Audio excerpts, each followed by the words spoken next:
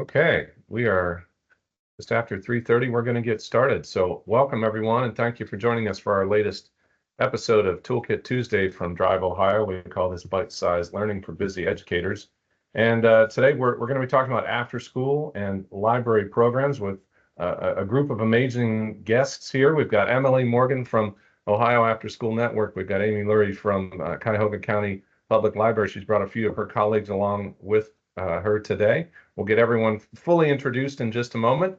To get us started, I will just let everyone know that this webinar will be recorded. We're recording as we speak. And if you're in as a participant, your audio is currently disabled, but you can absolutely submit questions through the chat. If there's some reason we need to get audio going, we have some ways we can probably do that. But we absolutely encourage questions throughout. We'll do our best to monitor that during this whole discussion. And then afterwards, we will be sending out recording and slides. And in this case, we'll also have an update to our website that'll all come out within the next 2 weeks. So watch for that shortly after this live broadcast. So we thank everyone who's joined us today. This is all part of the DriveOhio K-12 Educator Toolkit initiative. This is a collection of free resources available through the DriveOhio website that includes curriculum, career connections, resources, and professional development resources like this webinar you're hearing today. So with that, we're going to jump to our panelists to walk us through a more proper introduction and get into the subject. So Emily, let us know, what is Moonshot Ohio, and welcome. Thank you so much, Rich, for having me. Moonshot Ohio is a partnership between the Ohio Afterschool Network, the Intel Foundation, and the STEM Next Opportunity Fund. And our goal is to increase access and opportunity to high quality out of school time STEM experiences. So those can be after school and in the summer, and as we're going to talk about today, in our libraries. Excellent. And that code there is a way that folks can get signed up. Is that correct? Yes. If you scan the QR code, you can, all you need to give us is your name, organization, and email, and you'll be on our mailing list, and you'll get all kinds of great things like our monthly STEM newsletter full of free resources. Excellent. In just a couple minutes, we'll dig into those resources more. So that's a great intro. Thank you. And Amy, if you could introduce yourself and your team and maybe let us know what are these innovation centers at Cuyahoga County Public Library all about? Thanks, Rich. My name is Amy Lurie. I am the Information and Technology Literacy Manager for CCPL, and I'm here with my amazing colleagues, Matt Skavasic and Chris Lahowski. Our innovation centers are creative, collaborative, and educational spaces that provide access to advanced software, emerging technologies, and production equipment. All of the equipment and software is free to use. However, there are some small costs for consumable materials that you can buy at the library. However, we encourage all makers and innovators to bring their own pre-approved materials for their projects. And I'm very excited to say that we just opened our 7th Innovation Center this past weekend at our brand new Brooklyn branch.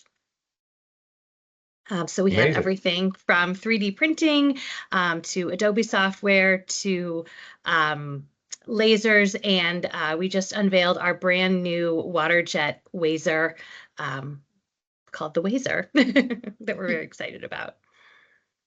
Wazer, I love it. That is so cool.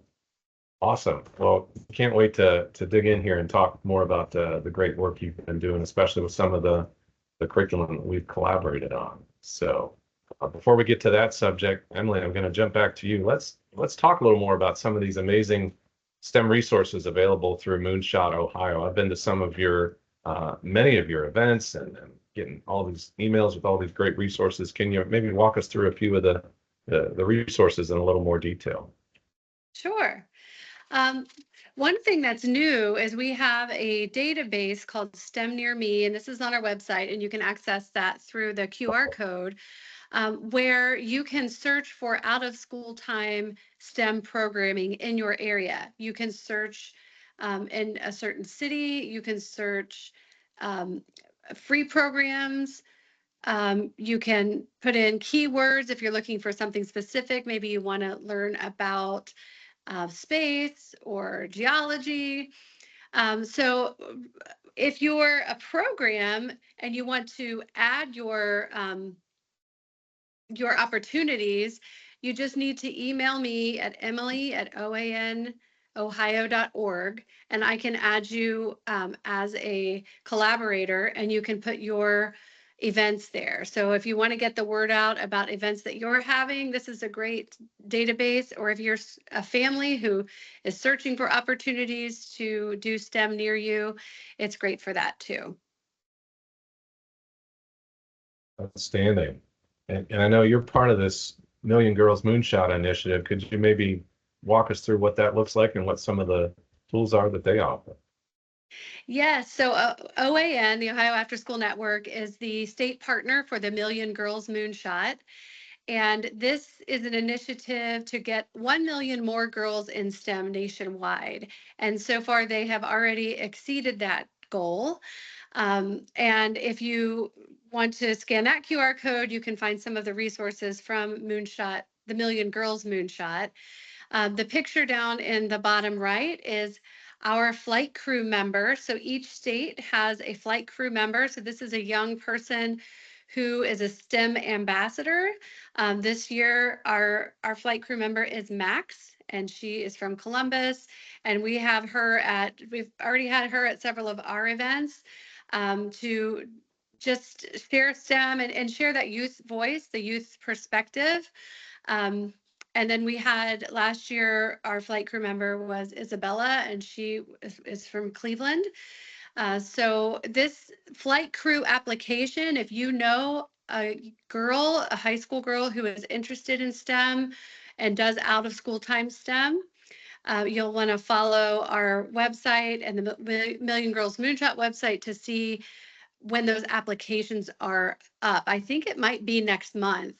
If you know a girl who would want to apply, it's a really incredible experience. They travel different places in the country to meet up as a group, and then they travel around the state as well. So it's a very cool program. It's amazing. Yeah, definitely. We'll help spread the word on that. And I know in one of the most recent emails you shared with a lot of folks, there was a lot of information about the Girls Index. Could you maybe walk us through this a little bit more?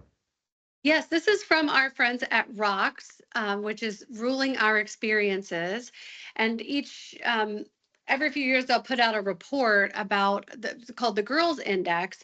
Well, this year they've released one about specifically girls and STEM. And if you scan the QR code, you can find this online. You can find an executive summary, or you can find the full report. But there's some really interesting findings on why girls are still underrepresented in STEM, and what we can do to build girls' confidence and interest in STEM. I can't say enough good things about all the resources you're talking about here. I mean, I've heard these presentations from ROCKS over the years, and I wish we were seeing those numbers going up, and they're stubborn. And I know that one of the points they've made that's really stuck with me is how confidence levels can often drop in middle school and then sometimes take a very long time to come back. And with a fourth grade girl in the household, I take this very personally. So yeah, it's important work and great resources. And this was shared at sort of the Girls in STEM gathering that you all hosted, right? Would you mind maybe just talking us through that and where that initiative is headed? Yeah. We're the Ohio partner for the National Girls Collaborative Project. So we have formed the Ohio Girls Collaborative specifically around encouraging and supporting girls in STEM. So if you want information on that, it's on the OAN website. If you're interested in joining that group, we would love to have you. But we had our first gathering in September. We had people from education, from business and industry, from community organizations, all coming together as a state to figure out how we can support girls in STEM. And we've come up with some action steps. And actually our database, our opportunities database, came out of that, of the request for needing a place where we can share all of these opportunities for girls in STEM. And you can search keyword girls if you're looking for something specific for a girl. and all the other opportunities are there as well. So we've met online as a virtual follow-up, and we'll keep this conversation going as the Ohio Girls Collaborative. There was a lot of energy in that room that day, and I see it. I'm so glad to see it continuing online, and I'm going to be reconnecting again in person. So yeah, it's strongly encouraged. If you're out in the audience and are interested, definitely get to that OAN website and check that out. Awesome. Well, thank you for that overview. We'll come back to you in a little bit to talk a little more about other ways to stay engaged. I'm going to switch to Amy and team for a few minutes, and let's dig in a little more on how Cuyahoga County Public Library has implemented pieces of the DriveOhio Educator Toolkit. And just to kind of help set the context, for those in the audience that may not be completely familiar with the Educator Toolkit, so DriveOhio has different pieces of curriculum that are all free. You can find it through our website. You can leverage other partner resources like Portable Innovation Labs through the PAST Foundation and Lego Education. We've talked about that in some previous webinars. Shown here is one example of one of those pieces of curriculum, the Cardboard Vertiport Challenge, where you can build a drone airport and have a lot of different learning objectives and standards aligned with that.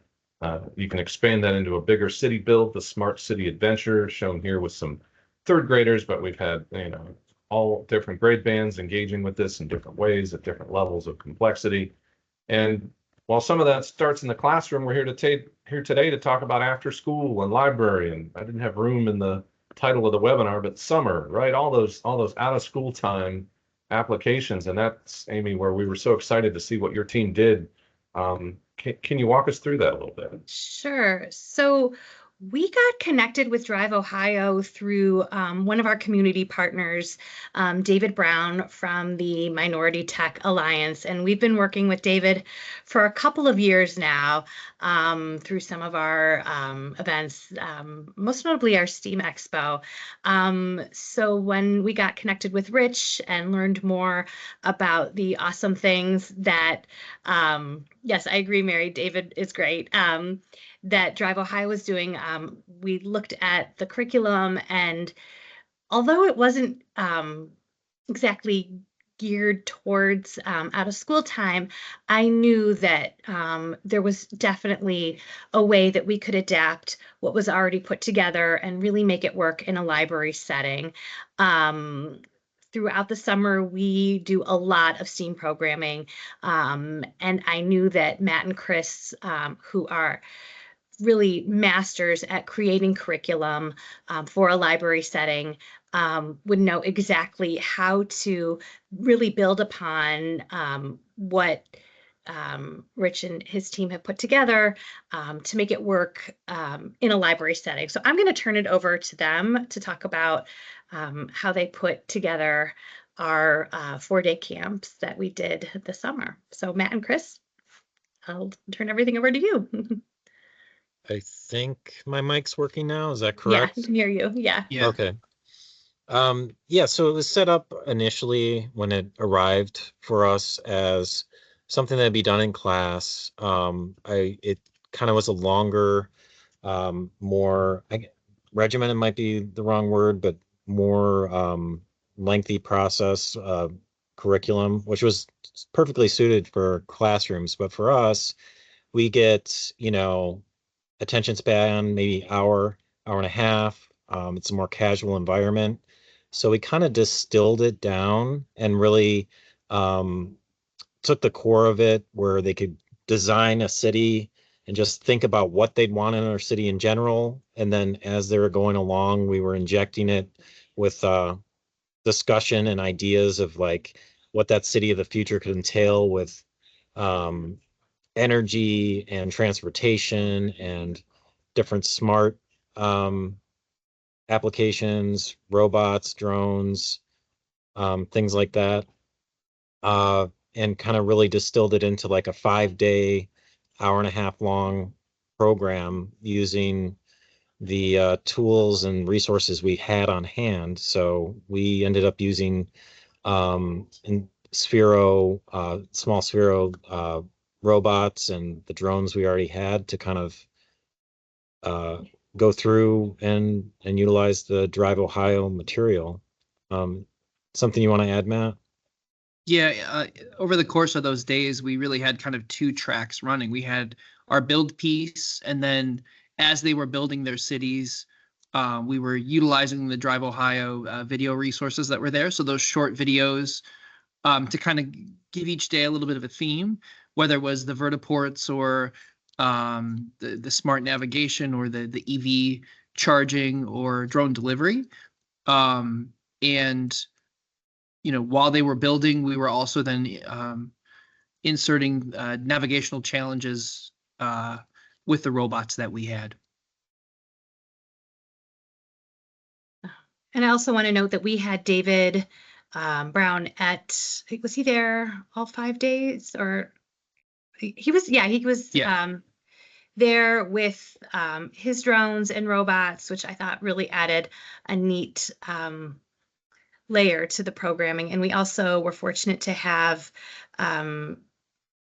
Santos Ramos, is that from the Department of Transportation? Is that where he joined us from, to talk about his work? So that was really cool that we were able to bring him in as an expert in his field. And it was it was really great to have that. And I know we had a couple other guests as well. Do you want to talk about that? David brought in someone he knew from one of the robotics companies that was doing some AI work, and talking about training robots using AI to do smart navigation.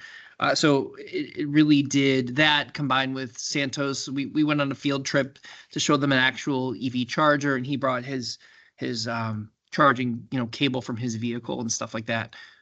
So really kind of casually bringing in those real world elements to this, the hypothetical city that they had, really enhanced, that imaginative work that they were doing. So we really appreciate you, all the thought you put into creating this, and I know we've seen, whether it's after school or even at some school settings, bringing in guest speakers is always encouraged whenever you can do it, especially locally. I know when you get into the topic of drones, we've seen some great opportunities to have first responders come in that use those, or other folks that use them. For instance, I mean, you pull that thread with drones, and there's just so many different ways they can be used that they're everywhere, right?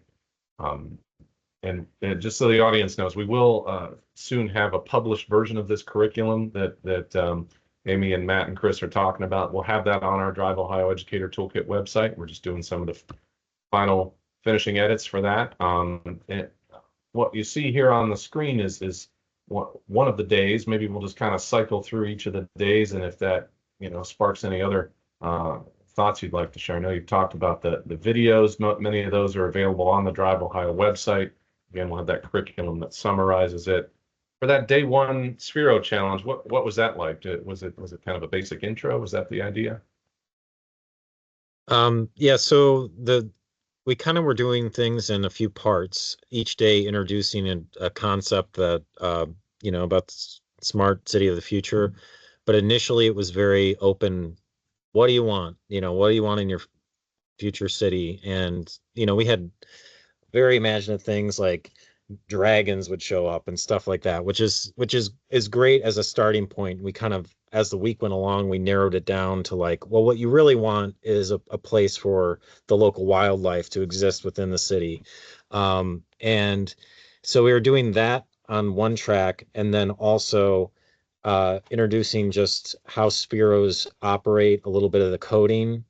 And then we basically had a grid on the floor that was going to eventually have the whole smart city built in it.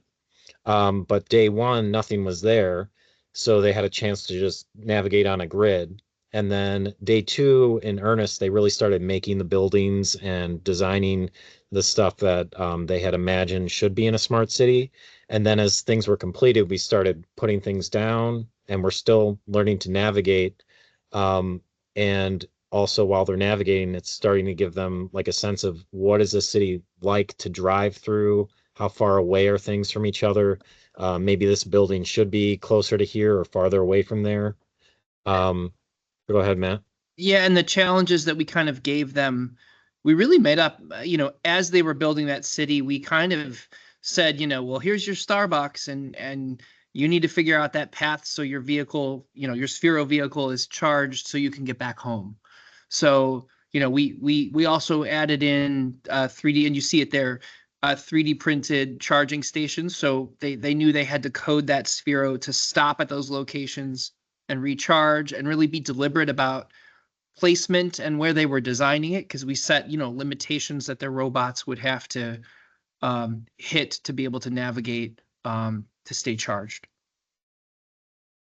I love that 3D printing aspect to it. That's such a fun twist that we hadn't seen before. So we're anxious to see more of that type of thing. That's awesome. And then as we went along, I believe it's the next day, we flipped it and we shifted to drones and did similar model, but then did coded drone flight, where the challenges became aerial challenges. I know each day you were kind of, like you said, you kind of had that parallel track where you pull in some videos. I've got examples shown here of some of the other videos that you shared. And while there's plenty of suggestions, I mean, you can almost just start hitting up YouTube for a whole bunch of different ideas on delivery robots, delivery drones. NASA has some amazing, I know in the previous slide we highlighted some of the NASA Advanced Air Mobility STEM resources that are featured on our website. So certainly a lot of options to pick from. Yeah, I would say to some extent, in your curriculum that you gave us, there were some really good videos, but it almost doesn't matter as long as you pick some that have some good ideas and just spur on some thought. You don't necessarily have to watch the whole thing. It's just enough to really broaden their horizons a little bit and get them talking and thinking about it, and then just let them go. That's right. And by the last day, you had some finishing touches on the designs. I mean, you may have had some visitors sprinkled throughout. Here's a shot of Santos with his electric vehicle equipment there. And then can you talk with us about that trust certificate? I thought that was a fun twist, because if I'm getting the details right, you had some students work on that. Is that right? Yeah, and I think in hindsight, we would have been a little more deliberate with baking that in for every participant. But that trust certificate is that recreational drone flight certificate. It's a 20-question test that even if you're flying a drone, a small one like this recreationally, you should have to be able to fly it. So we did have a couple kids, we offered it to everyone, and a couple kids kind of took us up on it as part of that. As they were working, if they really wanted to, they could complete that trust test, and then they get that little card certificate. I think that's the only thing I would change, is I would kind of have everybody take that test next time. But then they do walk away with being able to fly a smaller drone recreationally. That's bragging rights, right? Hang it on the fridge. For sure. Tell your friends, talk about it. Yeah. Even if it's a toy, though, it's not even bragging rights. Like, you should have that. So, yeah. If you're flying that in any open space, outdoors. So yeah. Absolutely. Yeah. And it's, as I think we've talked about in other episodes, it's a great bridge towards that. If you want to, go further into the commercial space, the FAA Part 107 pilot's license, that's a good starter for that. And then that leads you towards the pathway of industry recognized credentials and points towards Ohio graduation requirements and all that great stuff. So that's just a great building block. So when you first deployed this was in a summer setting, is that right? Mm-hmm. Yes. Mm-hmm. Yeah. And it's really what you've described, I think could work, after school during the school year as well. Would you agree? Any adjustments you'd make in that regard? Absolutely. I think it would definitely work any time of year. I don't know, Matt, Chris, would there be anything else to consider if you weren't doing it in the summer? No, I think the summer was fine, but at the length we were doing, about an hour and a half, that's pretty typical for programming. I think the only thing to keep in mind is we were doing 4 days in a row, which might be a little harder during the school year. So you might break it up and do 1 day a week for 4 weeks. Yeah, and then you get into the logistics of maybe you need to take it apart and put it back together. So Yeah. yeah, Yeah. that kind of wrinkle to it. Yeah. Yes, space is definitely a consideration. So I think if you're trying to figure out timing, you really need that floor space in that room to be able to do it. Yeah, leaving the grid down is important because setting a grid up like that, maybe an hour or so, So if you build that in and you had to do that every single time, that's an extra 5 hours instead of just the one time. So Yeah. Awesome. Well, appreciate all the insights. For anyone in the audience that has thought of questions, feel free to submit those in the chat. We're gonna switch back to Emily for a minute here, and let's start peering into the future a little bit. So, 2025 is right around the corner as we're recording this today. So, what's next in the new year for Moonshot Ohio and for the Ohio Afterschool Network? Well, we have our statewide conference in February, and this is for anyone who works with youth out of school hours. So any after school summer programs, libraries, we would love to have you come. And this is a convening where we learn and share, and it will be at the Quest Conference Center in the Columbus area. So we hope that you consider joining. If you want more information, you can scan the QR code. And we're really focusing this year with Moonshot Ohio on workforce development. And we're going to be spending some time getting into the manufacturing industry that's so big in Ohio. So stay tuned for that. It's a great preview. And I did see one question while we've got you here. So, is there a direct link to the Ohio Girls Collaborative that you mentioned earlier? What's the best way to get directly involved there? The best way to get directly involved would be to send me an email, and we have a Google group started. We do have a little bit of information on our website, but it's just emily@oanohio.org. Send me an email and I will get you hooked in. Perfect. Thank you. So, Amy and team, a similar question. What's next in 2025 with all your innovation centers? So we're very excited. We have 3 new spaces in the works. Next up is our Solon makerspace. We just received a very generous $500,000 gift from Solon-based Swagelok, which is a global manufacturing company, and it will be our largest space to date. We're just super excited with it, and it's going to give us a lot of opportunity to really strengthen our STEM programming and really help us in the area of workforce development. So we're super excited about that. We don't have an opening date yet, but we're hopeful that it will be ready to go in the spring.